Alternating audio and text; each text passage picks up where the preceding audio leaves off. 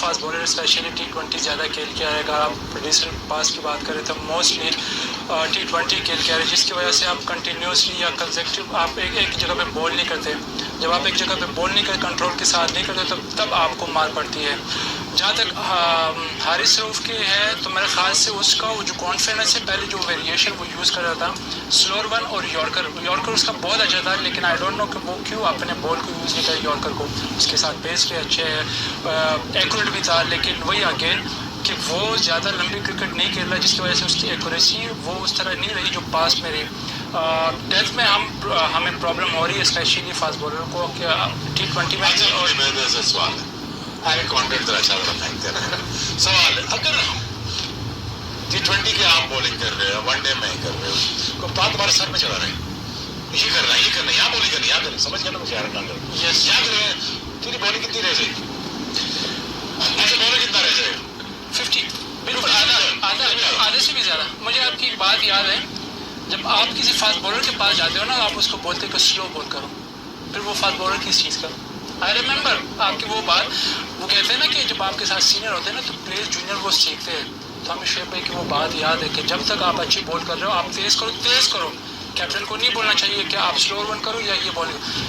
Bowler जो है वो अपना कैप्टन भी होता है, कोच भी होता है। वैसे भी होता है। मियां में बात आपने अच्छी की, क्योंकि मेरा ख्याल है कप्तान का काम है वो स्टाइल जो हारिस को जब फ्रीडम मिलती है ना एक्सप्रेस करने, 2008-9 में सीजन में चल गया, ये तेरा बॉल है, ये तेरा स्पेल है, मर्जी है, जो मर्जी कर।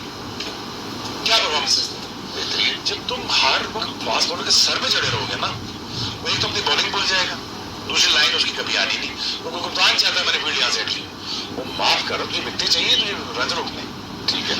I am talking about 3-4 years back and 5 years back.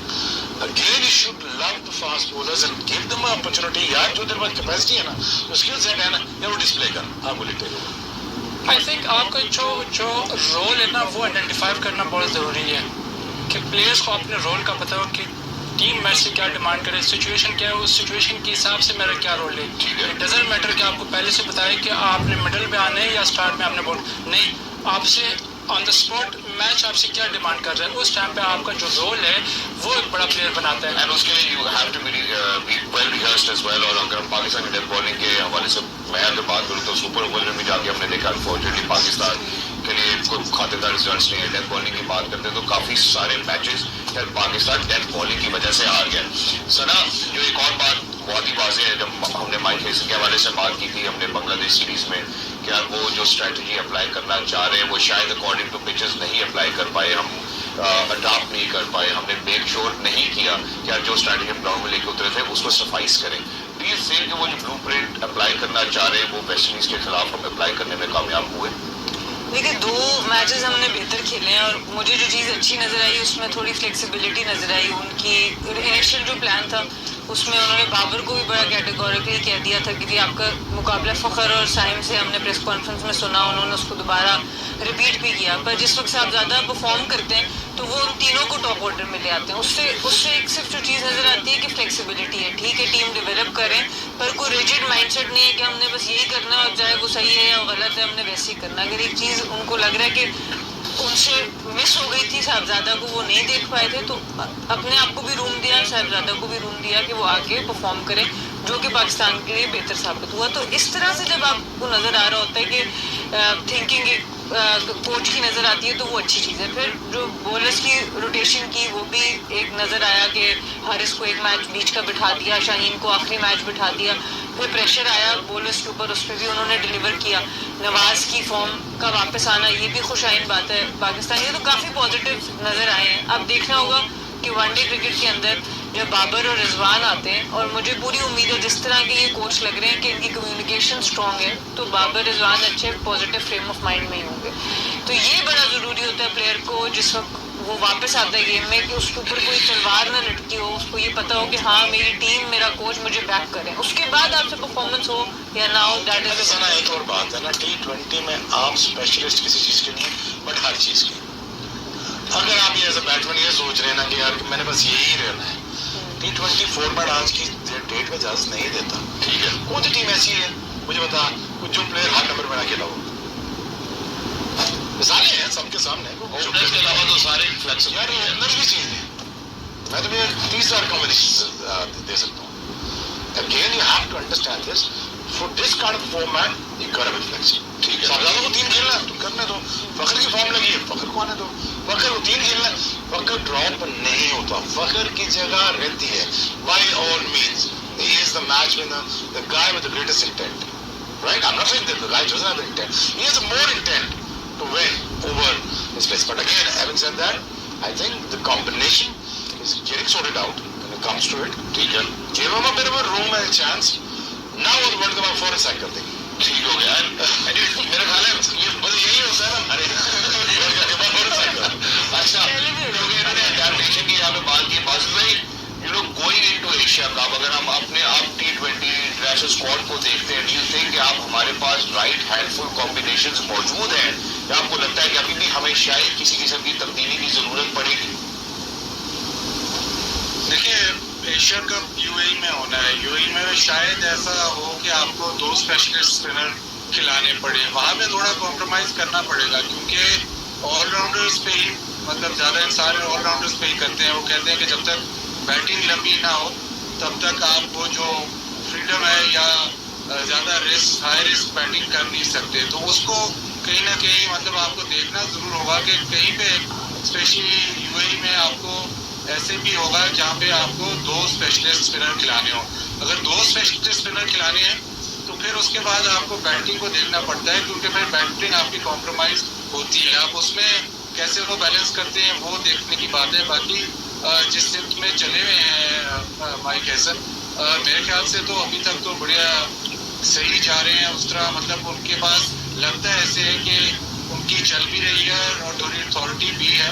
तो जब तक मैनेजमेंट या कोच और कप्तान के पास अथॉरिटी होती है तो वो फिर बोल्ड डिसीजन ले सकते हैं। रही अभी जो डिस्कशन हो रही थी डेथ ओवर्स की, हारिस रऊफ पहला मैच खेला, बहुत इंटरेस्टिंग लगा।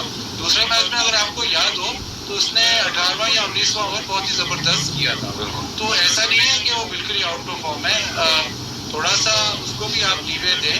जो तीसरा T20 हम जीते वो एक सुफियान मुकीम का ओवर और एक हारिस रऊफ का ओवर, वहाँ से हम मैच जीते।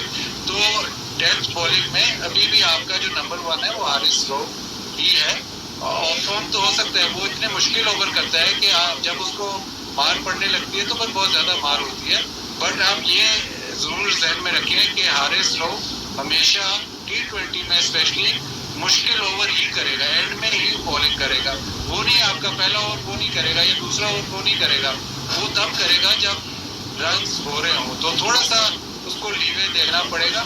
अभी वापस आया है टीम में, आई थिंक वो जो इसने एक ओवर किया है वो बड़ा ज़बरदस्त किया था। तो ठीक है, ज़ाहिर इम्प्रूवमेंट की ज़रूरत होती है, बट मतलब थोड़ी उसकी मैच फॉर्म आ जाए तो आप अगर किसी का नाम लेते हैं कि इस वक्त डेथ बॉलिंग में T20 में स्पेशली कौन करेगा तो सबसे पहला नाम हारिस रऊफ ही आता है। ठीक हो गया। Nicely summed up by our panel and you know for everyone who's actually watching us. देखिए, ट्राई किया है और भी ऑलराउंडर्स को। खुशदिल चैम्पियंस ट्रॉफी का हिस्सा थे, वो अब नज़र नहीं आते। यहाँ पर नवाज को वापस लाया गया, शादाब इंजर्ड हैं ऑब्वियसली। ओवरऑल इस वक्त ज़्यादा बड़ी सीरीज़ तो इस वक्त यही नज़र आ रही है कि बाबर और रिजवान की वापसी हो रही है, क्योंकि बहुत प्रेशर, बहुत सी बातचीत, बहुत कुछ बातें चल रही हैं। तो उनके ऊपर भी एक प्रेशर ज़रूर होगा और उस तरह की बैटिंग ट्रैक्स नहीं होते। आपको पता है वेस्ट इंडीज़ में थोड़ी सी मेहनत करके बारी लेनी पड़ती है, रन बनाने पड़ते हैं, तो थोड़ा प्रेशर एक्स्ट्रा आपके बैटर्स के ऊपर तो लाजमी होगा। अब्दुल्ला शफीक वहाँ पे अच्छी चीज़ ये कि सऊद शकील ने, साइम अयूब ने जो अपने ऊपर से प्रेशर था वो ऑफ कर दिया। तो एटलीस्ट एक प्लेयर फुली कॉन्फिडेंस के साथ, अपने एग्रेशन के साथ वहाँ आ सकते हैं और बाकी थोड़ा सा टाइम भी ले सकते हैं अपने आप को सेटल करने का। हसन नवाज का इंटरेस्टिंग होगा कि क्या वो जगह बना सकेंगे, नहीं बना सकेंगे 11 के अंदर। और उसके बाद आपके पास रहीम हैं और आपके पास नवाज भी वहाँ मौजूद हैं और फिर बॉलिंग लाइनअप भी अब कंप्लीट आपके पास आ चुका है। और अच्छी चीज़ यही है कि रेगुलर रोटेट करते रहे बॉलर्स को। मैं अगेन बात कर रही हूँ कि शाहीन ने भी 2 ही मैच खेले, हारिस ने भी 2 ही मैच खेले, तो फ्रेश वनडे के अंदर आएंगे। और ये बड़ा ज़रूरी है कि पहला वनडे आपके आपकी बेस्ट 11 ज़रूर खेले, ताकि अगर आप लीड ले जाते हैं फिर अगले मैचेस में आप फिर रोटेशन पे जा सकते हैं। एग्जैक्टली, यहाँ हमने बाबर की बात की, फिर भाई बाबर जो है वो अब अल्हम्दुलिल्लाह हमें वनडे में नजर आएंगे, जलवा के होते हुए नजर आएंगे। कितना प्रेशर होगा बाबर आजम के ऊपर कि वो अच्छे से परफॉर्म करें इस फॉर्मेट में और फिर उनका कमबैक हो इन T20 इंटरनेशनल में। अच्छा, उन्होंने खेलना ही जस्टिफाई करना, ये आप पर कुछ सवाल है जी, उन्होंने खेलना है या उन्होंने जस्टिफाई करना है? ये प्रेशर उस पर नहीं होना चाहिए। ये प्रेशर उस पर क्यों है? क्योंकि उनकी एबिलिटी के बारे में तो कोई डाउट नहीं है, बट फॉर्म पे तो प्रेशर। चैनल भी सब्सक्राइब कर लो यार देखने वाले। I'm asking you. Okay. Ability to win matches. Yes, obviously. दो कान छिपा लेना आवाज में उनकी I know एक तो जरा easier लगा, पीछे जोर लगा हुआ है। again वो justify करने के लिए खेल रहा है। प्रेशर तो होगा, poor guy, but what he needs to do is that के स्ट्राइक रेट से, लेकिन अभी रिसेंट पास में जितने भी उसकी जो फेलियर है, स्पेशली उसका आउट ऑफ फॉर्म होना या T20 में उस तरह के स्ट्राइक रेट से ना खेलना, वो कुछ आउट ऑफ द बॉक्स करने की कोशिश कर रहा है। उसका जो अपना जो प्रोसेस था बिफोर द गेम, मैंने उसको देखा है, वो जिस तरह तरीके से वो अपने प्रोसेस कर रहा था, अभी वो टोटली अगेंस्ट उसके अपनी तैयारी करता है, तो इस वजह से उससे वो परफॉर्म नहीं हो रहा। जहाँ तक आपने उसकी कमबैक की बात की या उस पर प्रेशर होगा, मेरे ख्याल से वनडे का तो वो पहले से ही पार्ट था, वो आउट तो नहीं था, T20 से उसको ड्रॉप किया। तो आई थिंक वही टेक योर टाइम, और उसकी एबिलिटी में तो किसको डाउट नहीं होना चाहिए। ठीक है। अभी उमर भाई इसी दौरान आपने एक और बात की कि यार बाबर ने अपने ऊपर प्रेशर खुद क्रिएट किया हुआ है, जो उनका प्रोसेस है वो उस प्रोसेस को नहीं फॉलो कर पा रहे क्योंकि अनड्यू प्रेशर उनके ऊपर स्ट्राइक रेट के हवाले से। ये अभी आपने ये तस्वीर मैंने नोट किया है। ठीक है, ये आपने नोट किया, तो आपको नहीं लगता था चूंकि आप उनकी बात ये करें कि वनडे में अच्छा स्कोर करें, T20 में वापसी हो, आपको लगता है कि T20 के अंदर Babar top of the order अभी भी एडजस्ट होते हैं? बिल्कुल वनडे की बात आपने वनडे की बात कर दी, आपने कहा कि वो खुद अपने ऊपर अनड्यू प्रेशर क्रिएट करें बिकॉज ऑफ द अब प्रोसेस। देखिए वेस्ट इंडीज में वो खेल रहे हैं, वेस्ट इंडीज की जिस तरह की कंडीशन है सेम लाइक दुबई की तरह है, अगर वहाँ पे वो परफॉर्म कर रहे हैं बॉल वहाँ अच्छा नहीं आता, वो वाली पिक्चर नहीं है। यहाँ बॉल सना गिरी में बॉल फंस के आता है, यहाँ पे मारने जाएगा ना, और जो तुम बात कर रहे हैं ना कि यार उसको अपनी आउट ऑफ द बॉक्स खेलने जाएगा ना, तो प्रॉब्लम होगी। It is take is time. Yes, खड़ा रहे, कुछ नहीं कहता यार, नहीं स्ट्राइक रेट का कुछ होता। अगर पाकिस्तान मैच जीता रहा तो then he will be safe the way he is playing. The only problem when Pakistan loses and he plays low, there is a problem. Again गोली पर ये जस्टिफाई करना पड़ जाएगा क्योंकि वो 3 ओपनर तेरे पास, वो कहाँ लेके जाएगा, सरवतो कहाँ लेके जाएगा, साइम और फखर कहाँ लेके जाएगा, प्रॉब्लम आ जाएगी। There is a problem, you know this. और अब बता, जो लास्ट 2 सीरीज वो खेल रहे हैं वो नंबर 3 पे खेल रहे हैं, वनडेज में तो वो नंबर 3 ही खेल रहे हैं। बात भी यही है, देखिए मैं माजिद भाई को भी जरा रोपिंग करता हूँ। माजिद भाई उनका वनडे में स्ट्राइक रेट के हवाले से कोई मसला नहीं था, नंबर का मसला था, उन्होंने ओपन भी किया और नंबर 3 पे भी खेले। चैंपियंस ट्रॉफी में भी हमने ऐसे देखा। वनडे सबसे प्रेफर्ड फॉर्मेट है, जब से वनडे खेला है ये कभी फेल नहीं हुआ, मतलब ये वो फॉर्मेट है। टेस्ट मैच क्रिकेट इसने बाद में अच्छी परफॉर्मेंस दी, उसमें T20 में भी बाद में इसने परफॉर्म किया, वनडे क्रिकेट में तो पहले दिन से ही ये परफॉर्म करता रहे। वो चैंपियंस ट्रॉफी में तो बहुत ज्यादती की थी कि जी नहीं बाबर को ओपनर बना देते हैं, सारा कुछ मतलब एक्सपेरिमेंट जो आपने किया था वो हमने स्टैट्स तब भी दिखाए थे कि दुनिया का सबसे बेहतरीन नंबर 3 जो है वो पिछले मेरा 3-4 साल से उसको आप उसी का आप नंबर चेंज करके उसको ओपन करा देते हो, वो तो ज्यादती थी। और वो आपको फिर नजर भी आया चैंपियंस ट्रॉफी में कि उसका नंबर चेंज करने से उसकी बैटिंग पे क्या इम्पैक्ट हुआ। लेकिन वनडे क्रिकेट ऐसी है जिस फॉर्मेट में वो सबसे ज़्यादा कंफर्टेबल है। वेस्ट इंडीज़ ऐसी टीम है जिसके खिलाफ वो सबसे ज़्यादा रन्स करता है, तो अगर उससे पूछा जाए कि आपने किसके खिलाफ कौन सा फॉर्मेट खेलना है तो वो शायद यही जवाब देगी जी one day cricket against West Indies, क्योंकि सबसे ज़्यादा रन्स भी वेस्ट इंडीज़ के खिलाफ खेलता है और सबसे कंफर्टेबल फॉर्मेट उसके लिए वनडे क्रिकेट है। वनडे क्रिकेट में तो बाबर आजम पे कोई डिबेट है ही नहीं। जो डिबेट होती है वो होती है T20 पे और स्ट्राइक रेट पे, जो कि थोड़ा इशू ज़रूर है, क्योंकि जब ये कितनी दफ़ा ये बात हो चुकी है, जब बाबर रिजवान इकट्ठे बैटिंग करते हैं तो प्रॉब्लम होता है, और हमने उनको इकट्ठा ही रखा हुआ है और इकट्ठा ही बाहर कर दिया और इकट्ठा ही वापस टीम में लाते हैं तो प्रॉब्लम कंटिन्यू रहता है। शायद आप इसको एशिया कप में बाबर की अब शायद बात चल रही है, क्योंकि फ़खर अनफिट हो गया है, तो शायद उधर उन पिचेस पे इवन T20 क्रिकेट में अगर बाबर खेलता है विद साहिबजादा और साहिब अयूब तो वो इशू नहीं है, क्योंकि वो डिफरेंट प्लेयर्स के साथ खेल रहा है। लेकिन एक थोड़ा सा मैं डाइग्रेस करूंगा, शुएब भाई और उमर भी बैठे हैं, तो मेरा थोड़ा सा एक कंसर्न है मेरा फ़खर से। फ़खर अभी पिछले एक साल में ना बहुत ज़्यादा इसको इंजरीज हो रही है। आप इसका फिर इंजर्ड हो गया है, उससे पहले बीमार हो गया था, पहले टांग का इशू था, फिर उसका हैमस्ट्रिंग खिंच गया। तो अब मुझे ये नहीं समझ आ रही कि या तो इंजरी प्रोन हो गया है या फिर मेडिकल इसको सही तरह वो ठीक नहीं किया जा रहा, क्योंकि बार बार रीअकर हो रही है इंजरी। वो आता है टीम में और थोड़े मैच खेलता है फिर इंजर्ड हो जाता है। तो ये शुएब भाई ने भी कहा हमारा बहुत बड़ा मैच विनर है, लेकिन अब थोड़ा ये रिपीट हो रहा है, तो मुझे तो कंसर्न लग रहा है इसका। ठीक है, अच्छा ये अब ये तो आपने बात कर दी कि आपका फ़खर ज़मान के साथ आपका कंसर्न है, लेकिन मैं ज़रा ओरिजिनली जहाँ से हमने बात का आगाज़ किया था उसी के साथ रहना भी चाहता हूँ फिलहाल। शुएब भाई दो हिस्से, पहले मैं आपसे ये बात करना चाहता हूँ कि अगर रिजवान को आप इस साइड में देखते हैं तो रिजवान का भी सिमिलर इशू नंबर का है, उसके बाद मैं कप्तानी के बारे में आऊँगा। So how do you think that we should now sort it out, यार इसका ये नंबर है, इसको इस नंबर पे खेलना चाहिए, they can do it. Okay, अब खुद डाल लिया तुम लोगों ने,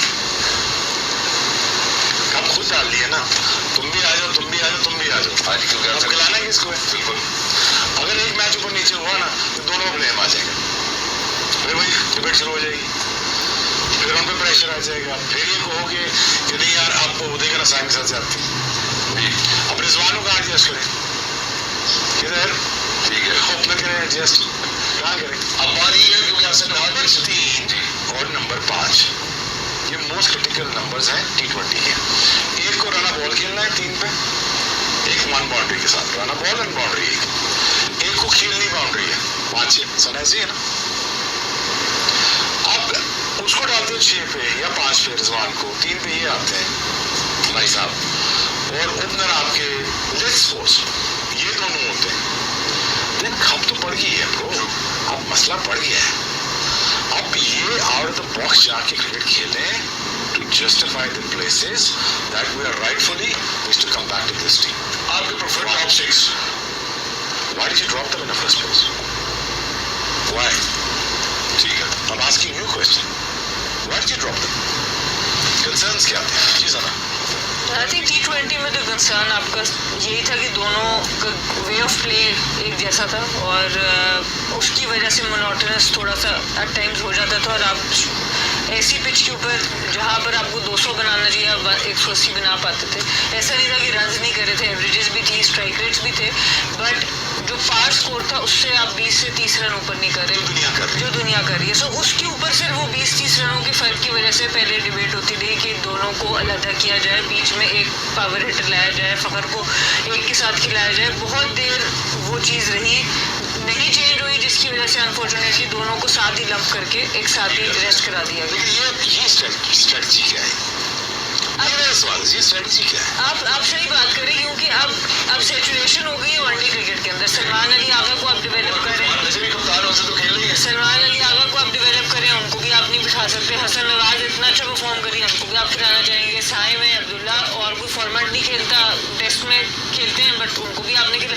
तो बात शुएब भाई बिल्कुल ठीक करें कि जिस वक्त हम लोग बहुत ज़्यादा लोगों को ट्राई कर देते हैं और हर बंदा कहीं ना कहीं 150 और 160 और 170 कर देता है, तो हम अनड्यू प्रेशर खुद अपने पे ले आते हैं। उससे बेहतर है कि सोच समझ कर लोगों को डेब्यू कराया जाए, थोड़ा सा टाइम देंगे। जैसे बाजिद भाई भी अक्सर बात करते हैं कि टीम में आना भी मुश्किल होना चाहिए और टीम से निकलना भी मुश्किल होना चाहिए। हमारा उल्टा हिसाब है, हमारा टीम में आना भी मुश्किल है और टीम से गायब होना भी मुश्किल है। कितने लोग गायब हो गए, कितने बॉलर्स आए बीच में जो गायब हो गए, कितने ओपनर्स आए। तो हमें ये देखना है कि हम लोग खुद ही प्लेयर्स को बहुत जल्दी हाइप देते हैं और फिर एकदम से साइड लगती है मुझे जो ना स्ट्रेटजी में ना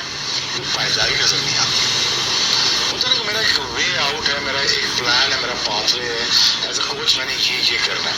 वो हर तरफ हाथ मार रहा है जी, इसको रख ले तो इसको रख ले तो उसको, शायद इस तरह सेटल हो जाए स्क्वाड।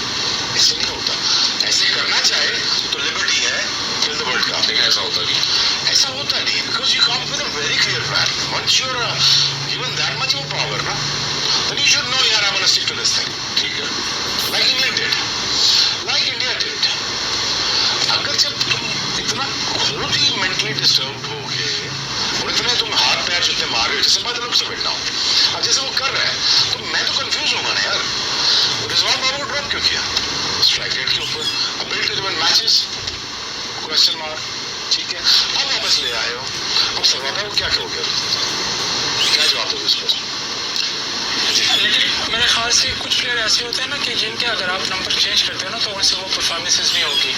अब लेट सपोज अगर आप रिजवान को नंबर 4 या 5 पे खिला दो, क्योंकि जिस तरह वो शेप पे कह के ओपनर्स वो परफॉर्म कर रहे हैं, साहबजादा परफॉर्म कर रहा है, साइम कर रहा है, फ़खर ऑलरेडी वो नंबर 3 या ओपनर ही खेल रहे हैं, लेकिन वो इंजर्ड हो गया है। तो इनका एक वे ऑफ प्ले होता है कि उनका अपना एक स्टाइल होता है। आप बाबर को अगर आप नीचे लेके आते हो तो उससे वो परफॉर्मेंसेज नहीं होगी।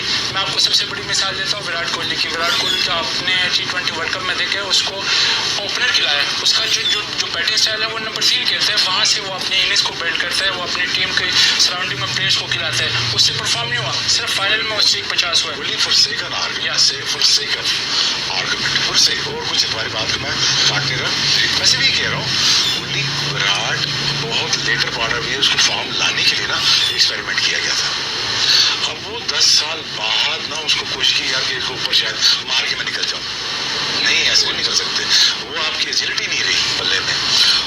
हालांकि तू जानता है, मैं जानता हूँ विराट कोहली किसी पीछे बॉलिंग नहीं की आज तक, कट नहीं मारता वो, तो उधर मैं पकड़ लेते बोरा नहीं, ऐसे ही है ना। लेकिन फेलियर की दूसरी वजह से ये कि वो पावर प्ले को यूज करने की कोशिश कर रहा था, उसमें नहीं हो सकता ना यार, नहीं हो सकता, उस फॉर्म लगी नहीं हुई 2 सालों से, ऊपर से उन्होंने ओपनर बना दिया। दूसरी बात ये है कि T20 फॉर्मेट, गुल्ली फिर मैं बार बार कह रहा हूँ कि यहाँ पे आप किसी भी नंबर पे खेलने के लिए आप हमेशा तैयार रहोगे। इफ एज ए कोच अगर मैं टॉकिंग अबाउट, मैं ऐसे लड़के 7-8 बैट्समैन निकालूंगा, मैं 10 से नहीं कहूँगा, मैं 11 से, मैं गुल्ली से कहूँ गुल्ली तूने मैच नहीं जीता है गुल्ली बल्ले से, ठीक है, स्टोरी तो बनती है, स्टोरी बनती है उधर हमने क्वालिफाई किया था। अच्छा मजे की बात है, मैं भी इससे भी ऊपर गया हूँ, आप तो सब आप तुमने तो रिजाक भाई को नहीं छोड़ा मैं बैट्समैनों से ऊपर जाता था, तो ये होती है PR, ठीक है, एक टैलेंट नहीं था, ठीक हो गया। अच्छा अब क्योंकि ये तो T20 की बात है, हम जरा ODIs की बात कर रहे थे कि ऊपर के अगर टॉप 3 की बात करते हैं, साहिबजादा हमें नजर आते हैं, साइड नजर आते हैं, बाबर ही नजर आते हैं, अगर हम उसके बाद नीचे आते हैं तो हमें सलमान रिजवान नजर आते हैं, 6ठा नंबर जो है वो हसन नवाज है। हसन नवाज को इवन तो हमने T20 में ट्राई किया और हमने देखा कि उनको जहाँ पे में एक्सेलरेट करने की जरूरत थी उन्होंने एक्सेलरेट किया।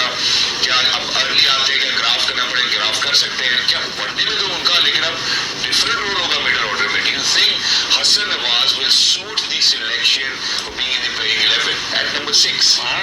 यस आप उसकी जो ना स्किल्स का भी पता चले, क्योंकि T20 में आपके पास लिमिटेड ओवर होते हैं, या वो जो बात है मिडिल ऑर्डर में, पहले तो उसको एज अ ओपनर स्टार्ट उसका डेब्यू हुआ था, लेकिन लेटर ऑन पर उसको मिडिल ऑर्डर में लेके आए, तब आपके पास 4 से 5 ओवर होते हैं। अब जब वनडे में आता है उसकी पोटेंशियल तो है, वो स्पिनर को भी हिट कर सकता है, फास्ट बॉलर को भी कर सकता है, लेकिन वो अगर ज़्यादा ओवर आए तो वो उसको किस तरह यूटिलाइज करे, क्या उसका जो स्ट्राइक रोटेशन है वो कर सकता है कि नहीं। मेरे ख्याल से ये उसके लिए बड़ी अपॉर्चुनिटी है, अगर यहाँ से वनडे से वो इस तरह की इनिंग्स बिल्ड करता है कि जो पाकिस्तान को मैच जिता देते हैं, तो मेरे ख्याल से ये पाकिस्तान ओवर्स में तो आपको ग्राफ करना पड़ेगा, लेटर ओवर्स में आपको एक्सेलरेट करना पड़ेगा। आपको लगता है उनके पास ये एबिलिटी है? बादल भाई मैं चाहता हूँ आप भी कंट्रीब्यूट जरूर करें। हसन ये सामने खेलता है सारा स्क्वायर में, उसको प्रॉब्लम है बाउंसर में, वहाँ पकड़ा जा सकता है। हो रही है बेटे ना, और थोड़ा सा आप ODI क्रिकेट में ना, ODIs हम बहुत देर बाद खेल रहे हैं तो थोड़ा सी कंफ्यूजन चल रही है। ये जो टीम है, ये जो बैटिंग ऑर्डर है, काफ़ी देर से इसी तरह खेल रहा है। बाबर रिजवान की डिबेट तो T20 क्रिकेट में, T20 में जो है वो मसला है। ODI में तो बाबर भी खेलता है, रिजवान भी खेल रहा है, और बाबर 3 पे खेलेगा, रिजवान 4 या 5 पे खेलेगा, बीच में सलमान अली आगा खेलेगा, और मेरे ख्याल 6 पे ये हसन नवाज खेलेगा। हसन नवाज इस सीज़न थोड़ा फर्स्ट क्लास क्रिकेट भी खेला है, उस वजह से आपको देखा थोड़ा सा मेच्योर भी खेला है। PSL में आपने देखा काफ़ी मेच्योर स्ट्राइक रोटेशन करता है, उसको आती है। फॉर्मेट डिफरेंट है, जाहिर है ये टेस्ट ज़रूर होगा, ये उसका प्रेफर्ड फॉर्मेट नहीं है। तो नंबर 6 पे आपको कई दफ़ा मतलब डिफरेंट इनिंग्स खेलनी पड़ेगी, और वही मतलब अब इस वक्त बैठ के तो हम नहीं कह सकते कि वो कितना अच्छा खेलेगा या कितना परफॉर्म करेगा, बट उसमें जो कैपेबिलिटी है मतलब बॉलर्स को टेक ऑन करने की या स्पिनर या फास्ट बॉलर को छक्के मारने की, तो वो आपको नज़र आ रही है। तो शायद अभी नहीं, लेकिन डाउन द लाइन आपके लिए बहुत ही अच्छा मिडल ऑर्डर का प्लेयर हो सकता है। थोड़ा इसको डेवलपमेंट का टाइम ज़रूर मिलेगा। उम्र की बात बिल्कुल ठीक है कि वनडे फॉर्मेट डिफरेंट है, उसमें उसके जो स्किल सेट है वो ज़रा डिफरेंट होगा, बट अगर आप उसको एक्सटेंडेड रन नहीं दोगे तो आपको नहीं चलेगा कि वो कितना अच्छा है वाइट बॉल क्रिकेट में। लेकिन जो मतलब थोड़ा बहुत जो वो T20 में खेला है, आपको ये तो पता है कि जब एक्सेलरेशन की ज़रूरत है तो हसन नवाज वो कर सकता है। ठीक है, यहाँ पे एक्सेलरेशन की जरूरत है तो हसन नवाज वो कर सकता है, और अगर फीलिंग्स ड्राफ्ट करनी तो शायद वो भी बाद में कहना ये कि कर सकते हैं। मैडम सर ऑलराउंडर्स के हवाले से हमने काफ़ी तफसीली गुफ्तगू की। T20 में हमने देखा कि अगर हमारे पास फ़हीम अशरफ है, हुसैन तलत है, स्पेसिफिकली फ़हीम अशरफ की बात करूँ, अगर खेल रहे तो शायद बॉलिंग नहीं कराते, अगर साथ कैरी कर रहे तो हम खिला नहीं रहे हैं। वनडे इंटरनेशनल में ऑलराउंडर का क्या राइटफुल कॉम्बिनेशन बनता है, या किसकी जगह बनती है, और प्रेफर्ड ऑलराउंडर कौन होगा? देखिए, जो इस वक्त आपकी वनडे की टीम है, आपको मेरे ख्याल से नवाज तो मुझे नज़र आता है कि खेलते हुए उनको, क्योंकि एक ही आपका अवे जो लेके जा रहा है बॉल, अगर अबरार खेलता है वो अलग बात है, लेकिन नवाज की जगह तो नज़र आती है। जिस तरह की वो फॉर्म उन्होंने कैरी भी की है T20 क्रिकेट के अंदर, मोहम्मद नवाज बहुत अच्छा खेले, आई थिंक वो ज़रूर होगा। और अब फ़हीम अशरफ और हुसैन तलत में से एक को इनको खिलाना होगा, जो जनरली ये प्रेफर फ़हीम अशरफ को ही करते हैं। दोनों फॉर्मेट्स में हमने देखा, चैम्पियंस ट्रॉफी में भी फ़हीम अशरफ खेले, फिर फर्स्ट चॉइस इनकी फ़हीम अशरफ होते, जब वो नहीं खेलते तो हुसैन तलत को लाया जाता है। आमिर जमाल की इंजरी काफ़ी महंगी पड़ रही है, आई थिंक उनका फिट होना भी पाकिस्तान के लिए बड़ा ज़रूरी है, स्पेशली T20 फॉर्मेट में जिस तरीके की वो काबिलियत रखते हैं वो ज़रूरी है। और फिर ऑब्वियसली सलमान अली आगा ने वनडे क्रिकेट में स्पेशली जब बॉलिंग की है तो बहुत ही इफेक्टिव नज़र आए, उनको यूज़ करना चाहिए वनडे क्रिकेट में। ज़्यादा बॉलिंग के लिए आपके पास टाइम भी कभी कभी उनको भी हम यूज़ कर लेते हैं, तो उस तरह से बॉलिंग आपके पास काफ़ी ऑप्शंस मौजूद हैं, फास्ट बॉलर्स आपके पास स्पेशलिस्ट भी मौजूद हैं। तो मुझे लगता है जो एक बहुत क्रूशल इस स्क्वाड के अंदर अगर मैं ऑलराउंडर कहूँ तो वो मुझे मोहम्मद नवाज लगते हैं। आपको मोहम्मद नवाज लगते हैं। हम जरा एक छोटे से वक्फे की जानिब बढ़ना चाहिए। गेम ऑन है, and I think before heading out to the shot जो सवाल मैं पूछना चाह रहा था कि यार अब हमारे पाकिस्तान की फास्ट बॉलिंग कॉम्बिनेशन क्या होगी। मैं जरा उमर भाई को रोपिन करता हूँ इस सवाल के ऊपर। उमर भाई, Pakistan fast bowling, you know, and that too against West Indies in Trinidad and Tobago. मेरे ख्याल से सीरीज़ के पहले 2 मैच बड़े इंपॉर्टेंट है अपनी जीतने, तो उसके लिए शाहीन, नसीम शाह और हारिस रऊफ, ठीक है, और स्पिनर सुफियान या और मोहम्मद नवाज ऑलराउंडर। अच्छा, ठीक है। उसके साथ आपका स्पिनर आगा या और सातवां अगर आप एड ऑन करना चाहते हो वो साइम। वो ये कह रहा था ब्रेक में 10 ओवर किसी ने पूरे नहीं किए। हम 10 बॉलर पूरे कर रहे हैं। 10 बॉलर नहीं। अच्छा चलिए, आपका कॉम्बिनेशन ये तो जीत आ गया मेरे पास। हाँ, पहले 2 मैच आपका सर पाकिस्तान साइड फुल बड़ा थॉटफुली सेम। शाहीन, नसीम, हारिस, सुफियान, नवाज, सवाल किया 10 ओवर करवा लेना ना मुझे प्लीज। हो जाएंगे कर लेगा। Shaheen looks in good neck, Haris looks, इसको अच्छे 10 ओवर मिलेंगे, ये भी ऑलराइट, ठीक है, कर लेगा। और वहाँ पे रिवर्स होना भी चाहिए। और I think with this combination with Naseem and 2 spinners along with जगुली कह रहा है विद द पार्ट टाइमर्स जो आपको चिप इन 3 ओवर करके दे दें in between the lines, which is what I am saying is कि अगर 30th में निकाल दो या रोके भी जा सकते हैं। जरूरी नहीं कि हारे से आप 10 ही करवाएं, ठीक, जरूरी नहीं है। अगर उसकी नहीं रिदम आ रहा, नहीं फॉर्म आ रही, तो इट्स ओके, रिलैक्स, सब थोड़ा टाइम देते हैं यार। Fast bowlers is like a babies, उनके साथ नहीं छेड़ा ज़्यादा नहीं करते, ठीक है ना। मेरे साथ भी ना किया बेबी नहीं, बेटा ऐसे फास्ट बॉलर बेबी नहीं लगे,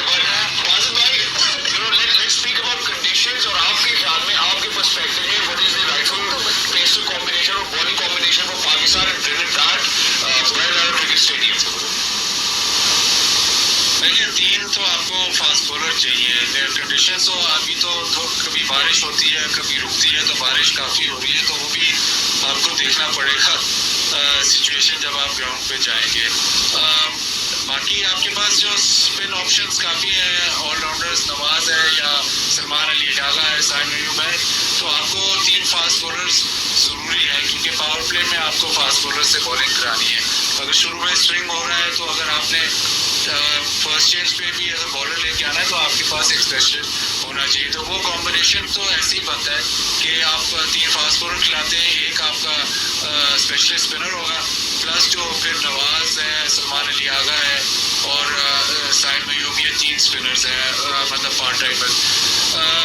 हमने जो T20 में जो देखा कि काफ़ी स्ट्रगल किया वेस्ट इंडीज़ ने ना स्पिनर्स पे, और लगता है ऐसे कि यहाँ पे पिचेस जैसे कि सलाह ने कहा तो बहुत थोड़ा फंसता है, थोड़ा रुकता है, तो वहाँ पे स्पिनर्स का जो रोल है वो भी काफ़ी ज़्यादा होगा, क्योंकि जैसे इस सीरीज़ में हमने देखा कि जो मिडिल ओवर्स है वहाँ पे वो स्क्वीज जो कर रहे हैं स्पिनर्स, वहाँ पे पाकिस्तान को बड़ा फ़ायदा है। तो सुफियान मुकीम अगर खेलता है तो उसका बड़ा रोल है, नवाज तो मेरा ख्याल खेलेगा, उसका भी बड़ा रोल है यहाँ पे, क्योंकि वो जो मिडिल ओवर्स हैं जहाँ पे एक इनिंग्स बिल्ड होती है वहाँ पे स्पिनर्स पाकिस्तान के वेस्ट इंडीज़ के खिलाफ काफ़ी उनको अंडर प्रेशर कर जाते हैं।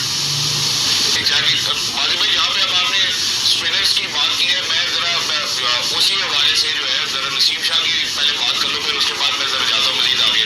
नसीम का कम बैक, उमर भाई, how do you see Naseem coming back into the playing 11? Do you think that क्योंकि आप तो अपने नाम लिखवा चुके हैं ऑलरेडी, तो आपने नसीम को इनकलकेट भी किया, आपने इंक्लूड भी किया, how do you see him performing in one day internationals? देखिए अभी काफ़ी अर्से से वो T20 में भी, इवन PSL में या उसके बाद जो होम सीरीज़ खेला वहाँ पे भी, इवन T20 में उसकी उस तरह की परफॉर्मेंस नहीं है, वो स्ट्रगल कर रहा था। तो लेट्स सी कि उसने उसके बाद कितना वर्कआउट किया, अपने फिटनेस पे कितना काम किया, अपने इंजरी के बाद बॉलिंग पे कितना प्रॉब्लम आ काम रही किया, है, तो ये तो हमें रिहैब नहीं हुआ सही टाइम की तरह। It's too early to say anything about Naseem Shah, जहाँ पे हम फास्ट बॉलिंग कंप्लीट किया। मैं जरा वाजिद भाई ने सुफियान के हवाले से थोड़ी सी बात की है। देखिए मैडम सर, सुफियान जो है अपनी T20 परफॉर्मेंस की वजह से वनडेज में उन्होंने अपनी फैसल अकरम का क्या कसूर है? 4 ओवर जो भी हम आखिरी मैच की बात जो जिम्बाब्वे खेला भी था, एक अहम विकेट लेते हैं, पाकिस्तान को जिताने में उनका एक किरदार भी रहा है। इस फॉर्मेट में पोर्टेड हो सकते हैं सुफियान मुकीम से पाकिस्तान? बहुत ज़्यादा हो सकते हैं, बिकॉज वनडे क्रिकेट के अंदर सबसे ज़्यादा ज़रूरी होता है एक स्पिनर का कंट्रोल, और सुफियान मुकीम के जो एक्शन है उसके साथ उनका कंट्रोल जिस तरह का है वो बहुत मुझे इंप्रेसिव लगा। वरना जब आप मतलब लेग स्पिन कर रहे होते हैं अक्सर आप देखते हैं कि शॉर्ट बॉल बहुत ज़्यादा वो बॉलर कर रहा होता है या वो मुंह में बॉल कर रहा होता है। इनकी जो चीज़ बहुत अच्छी मुझे नजर आई, इनका कंट्रोल बहुत अच्छा है फ्लाइट पे भी, और सही जगह से फ्लिपर भी कर सकते हैं, बॉल गूगली भी कर सकते हैं, लेग स्पिन भी आ सकती है। तो ये बहुत ही एक रेयर, आपको इस एज में, यंग एज में लेग स्पिनर का कंट्रोल ये आसान बात नहीं होती। तो आई थिंक बहुत अच्छी ओवरऑल बॉलिंग करा रहे हैं, और अगर इनको सही यूज़ किया जाए, कप्तान इनको अच्छा यूज़ करे, क्योंकि ये जो रेस्ट स्पिनर्स होते हैं इनको सबसे ज़्यादा बेहतरीन यूजेज कप्तान को होता है। जब 8 रन 7 रन से ऊपर, और मेरे ख्याल यहाँ पे जो सबसे अहम सवाल बनता है वो उमर भाई ये भी जरूर बनता है कि अगर हम लेफ्ट आर्म स्पिनर्स की बात करते हैं तो बहुत ज़्यादा वेस्टर्न ओवर क्रिकेट में नजर नहीं आते। सो जो एक conventional aspect, I think lifting away from that will give striker edge to Pakistan. मेरे ख्याल से सबसे ज़्यादा तो इसको कॉन्फिडेंस पे आया, क्योंकि जो लास्ट की जो सीरीज़ थी बड़ा अच्छी वहाँ पे उसने परफॉर्म किया, और स्पेशली जिसने जो फ्लिपर डेवलप किया अपना, इससे पहले मैंने इसको नहीं देखा था कि इसने जो फ्लिपर करता था मोस्टली लेग स्पिन या रॉन्ग वन कर गूगली करता था। तो आई थिंक इसका बड़ा अहम रोल होगा यहाँ पे, जिस तरह सना ने कहा कि बीच मिडिल के ओवर में इसका बहुत ही अहम रोल होगा। एग्जैक्टली, और विच इज व्हाई माजिद भाई one last time, how do you see Pakistan tomorrow? जब मैं पाकिस्तान की प्लेइंग 11 आपसे पूछे तो आपको क्या लगता है बेस्ट प्लेइंग 11 हमारी क्या हो सकती है कल की गेम में? बोर्ड तो मुझे बताया नहीं, तो मैं प्लेइंग 11 कैसे बताऊं यार? आपको तो उंगलियों में याद होगा, आपको तो उंगलियों में बैकआउट किया हुआ है, और कह रहा है यार आपको उंगलियों में याद होगा। देखो प्लेइंग 11 कुछ ऐसे होगा, अब्दुल्ला शफीक होगा, साइम अयूब, बाबर, उसके बाद रिजवान, सलमान अली आगा और हसन नवाज, 6 हो गए। हाँ जी, नवाज हो गया 7 पे, ठीक है। फिर राणा साहब को तो नहीं छोड़ रहे आप भाई? किसको? राणा साहब को वही मच राणा शायद, मुझे लगता है कि राणा शायद खेले, ठीक है। और फिर शाहीन हो गया, नसीम हो गया, और Sufyan out. I think that's a wonderful playing 11 from the looks of it as well. But thank you so much, Basil.